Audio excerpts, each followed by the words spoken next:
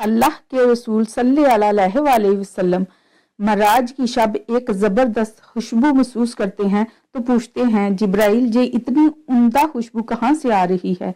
उन्होंने जवाब दिया, या रसूलल्लाह, ये फ़िरौन के महल में कंघी करने वाली हादमा और उसके बच्चों का महल है, जहाँ से खुशबू आ रही है। बिस्मिल्लाहिर्रहमानिर्रहीम। फ़िरौन और उसके हवारियों ने दुनिया पर नहायत ज़ालिमाना हुकूमत की। यह हुकूमत अपने दौर की सबसे बड़ी हुकूमत रही है।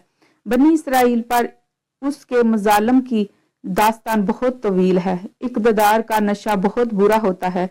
एक दिन फ़िरौन के दिल में समाया कि अब जबकि मेरी वसी व अरीज हुकूमत है, इसमें दरियाओं का जाल बिछा हुआ है, खेती बाड़ी है और बेहदो हसाब गुलाम हैं जो पलक झपकते मेरी हर आरजू पूरी कर देते हैं, तो वो आपे से बाहर हो गया और इसी गुरूर और तकब्बर में इसने रब होने का दावा कर दिया।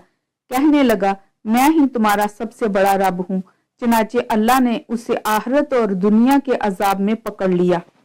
फ़िरौन इस बात को कतन भूल गया कि यह हुकूमत इक़्तिदार तो अल्लाह ताला की आजमाइश और अमानत है।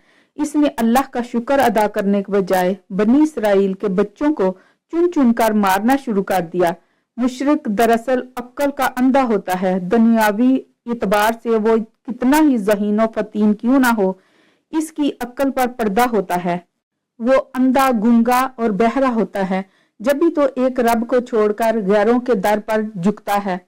फ़िरौन सादत और खुशी हासिल करने के लिए अपने आप को सजदा करवाने लगा और फिर सब जानते हैं कि इसके इस इक़्तिदार को और इसकी बादशाही और हुकूमत और खुदाई के दावे को उसी की एक हादमा ने ललकारा। वो एक नौकरानी थी जो उसके घर में काम करती थी। ये शाही महल में फ़िरौन की बेटियों और दीगर औरतों को कंघी करने वाली, इनका बनाव श्रृंगार करने वाली माश्ता थी। अजीज बहनों, जब मैं इस अजीम औरत का वाक़या पढ़ती हूँ तो उसकी कुव्वत ईमानी पर हैरान हो जाती हूँ। वो फ़िरौन की बेटी को कंघी कर रही थी कि इसके हाथ से कंघी गिर पड़ी। जब इसे पकड़ने लगी तो बोली, बिस्मिल्लाह। फ़िरौन की बेटी ने कहा, मेरे बाप का नाम लो। माश्ता ने कहा, नहीं, बल्कि मेरा और तुम्हारे बाप का रब अल्लाह ताला है। फ़िरौन की बेटी ने कहा कि तुम मेरे बाप को रब नहीं मानती, मैं तुम्हारी शिकायत करूंगी, अपने बाप को बताऊंगी कि तुम इसे नहीं मानती। माश्ता बोली, जैसे तुम्हारी मर्जी। फ़िरौन की बेटी ने यह बात फ़िरौन को बता दी।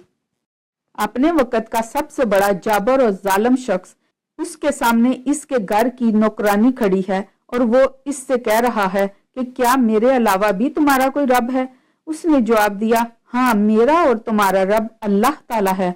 फ़िरौन ने इसे डराया, धमकाया और लालच भी दिया, लेकिन वो औरत जो महल में रहने वाली थी यकीनन मोअज़्ज़ज़ और मुकर्रम थी, मगर उसका ईमान, सुबहान अल्लाह, उसके क्या कहने। ईमान की मिठास, उसकी लज्जत, उसकी चाहत दुनिया की तमाम नेमतों से बालातर है। इंसान के पास दुनिया की सारी नेमतें हों मगर वो ईमान की दौलत से महरूम हो तो याद रखिए कि वो सबसे बड़ा महरूम इंसान है। और यहाँ तो एक कमजोर और लाचार औरत का मुकाबला एक जाबर बादशाह से है। जब इसने देखा कि माश्ता इसकी बात नहीं मान रही तो उसने हुक्म दिया कि तांबे के बर्तन में तेल डालकर उसे खूब गर्म किया जाए और उसके बच्चों को इस खोलते हुए तेल में डाल दिया जाए। इसने माश्ता को मौका दिया कि वो अपने अकीदे से बाज आ जाए, मगर उसने इस्तकामत का मुजाहरा किया। चुनाचे उसके बच्चों को यक्के बाद दीगर इस उबलते हुए गर्म तेल में डालना शुरू किया गया।